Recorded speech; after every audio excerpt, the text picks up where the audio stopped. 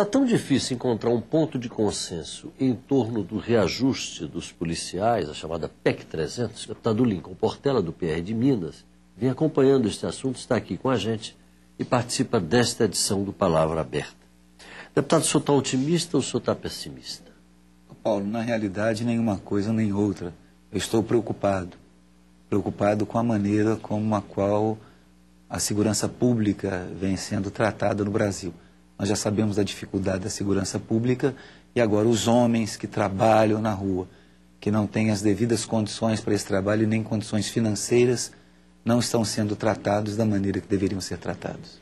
A seu ver, o que está prejudicando o andamento dessa matéria? Essa PEC andou, parou, e aí começou uma confusão. A gente observa toda semana levas e levas de policiais civis e militares ocupando as dependências da Câmara na tentativa de forçar a votação do projeto, e o projeto não vai a votos. É uma pena, porque o projeto é resultado, a PEC é resultado de audiências públicas feitas em todo o Brasil, diga-se de passagem, incentivadas até pelo próprio governo, que dizia aos manifestantes ou aos integrantes da segurança pública, tanto policiais civis, militares e bombeiros, que eles deveriam, claro, buscar as suas reivindicações.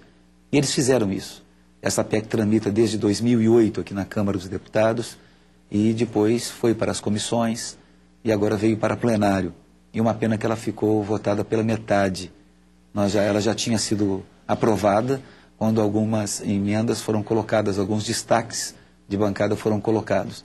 E eu costumo chamar essas emendas destacadas de emendas assassinativas, para assassinar o projeto, para matar o projeto. O projeto, originalmente, ele prevê apenas a equiparação dos salários dos policiais civis, militares e bombeiros do resto do país aos salários pagos a esses mesmos agentes de segurança e de bombeiros no Distrito Federal. Exatamente. É claro que a criação de um fundo seria de extrema importância. Claro que um diálogo com os governadores também seria uma coisa salutar a esta PEC. E claro que o governo federal também deve participar desse diálogo e não fugir dele. Então nós estamos esperando que essa solução seja encontrada. Mas a PEC é basicamente isso. Está faltando dinheiro, deputado? Falta vontade. O governo alega o quê para não votar ou para não conceder esse reajuste? Primeiro, o governo não quer colocar valores na Constituição. Porque se valores forem colocados na Constituição, o governo poderia estar abrindo espaço, abrindo brecha, para que outras categorias também assim o fizessem. Isso poderia ser um grande problema. Poderia também cair no Supremo, né? Também. Mas você pode, isso é uma disposição transitória, você pode inclusive remeter isso para uma lei. E você faz uma vacância legis em cima disso e há espaço para poder resolver essa questão. É questão de boa vontade, tão somente. Você pode conceder o reajuste e delegar a uma legislação complementar, claro, os percentuais a serem fixados. E é o que está escrito, inclusive, na PEC, né? É isso? Está escrito na PEC. E por que eles alegam que poderia ser inconstitucional? E se há nas disposições transitórias, não seria inconstitucional? Exatamente. Essa é a grande discussão, porque eles dizem que na Constituição não se pode colocar valores, né? Há muito que se discutir nesse contexto. Mas a partir do momento que for remetido por lei, não há nenhum mínimo problema. Agora, deputado, a gente quando entra aqui pelo anexo 2, até mesmo aqui pela entrada principal, a gente observa as aglomerações. E normalmente a gente observa muitos policiais mais idosos. São eles os que estão necessitando mais desse reajuste que a PEC promove? Olha, interessante, Paulo, você falou uma coisa muito séria, que talvez o governo não tenha atinado. Eu falei isso no Colégio de Líderes na última reunião. As pessoas que estão vindo aqui são policiais que estão ou aposentados, feridos por bala, por tiro, né? Feridos que já sofreu sequelas no exercício da profissão. Sequelas no exercício da profissão, pessoas com sequelas emocionais, problemas psiquiátricos, problemas psíquicos, pelo menos 20%, esse dado pode não ser muito preciso, porque ele pode ser até para mais, de policiais militares hoje se encontram afastados por problemas psiquiátricos e psicológicos. Então nós precisamos ficar atentos a isso. E esta casa está fazendo uma pressão psicológica muito grande, uma tortura psicológica nessas pessoas. O que o senhor teme objetivamente, deputado? Eu temo o caos.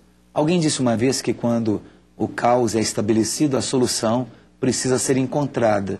Eu temo o caos. Um dia desses, numa dessas votações, em que a votação foi anunciada, porém procrastinada, e não adianta querer usar outro argumento para dizer que foi outro motivo, mas ela foi nitidamente procrastinada, quase que esse caos acontece na Câmara. Eu estava vendo a hora em que policiais e essas pessoas pulariam das galerias lá embaixo, porque chega a ser desrespeito.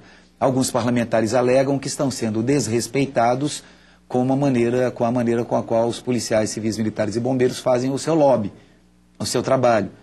Mas quem desrespeita quem? É mais ou menos aquela história, né? Quem é que tem razão da história?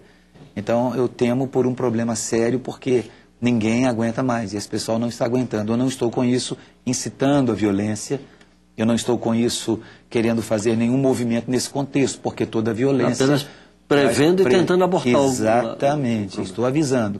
Falta de avisar, não está sendo, não foi. E eu tenho avisado no colégio de líderes, em plenário, eu tenho conversado muito nesse sentido. Esperamos que essa solução aconteça o mais rápido possível, porque nós não estamos mexendo com sindicalistas organizados. Você não pode comparar uma luta de classe de policiais com sindicalistas.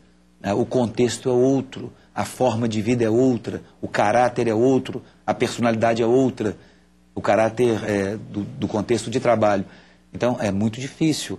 Então, essas pessoas precisam ser respeitadas. Claro que elas precisam entender também o momento político e que na política, às vezes, há um hiato para poder resolver algumas questões.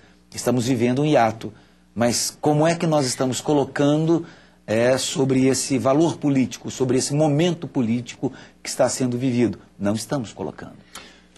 Deputado, considerando-se que a gente está vivendo um ano eleitoral, considerando-se que a gente vai se aproximando rapidamente do recesso, e considerando-se também a criação desta comissão, o senhor mantém essa preocupação? O senhor acha que pode-se entrar nesse recesso sem ter votado essa matéria? Eu mantenho um pouco dessa preocupação. Porém, essas conversas estão mudando um pouco o rumo.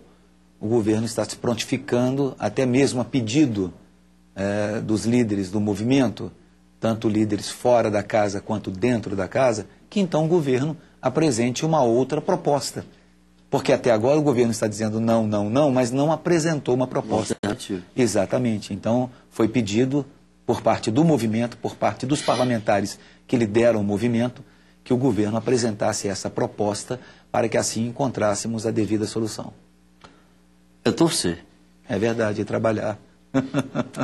Deputado, muito obrigado pela sua participação. Tendo novidades nesse assunto, volte aqui, que será muito bem-vindo. O povo brasileiro tem muita atenção nesse assunto. Obrigado, Paulo. Prazer muito grande estar aqui. Um abraço e até a próxima.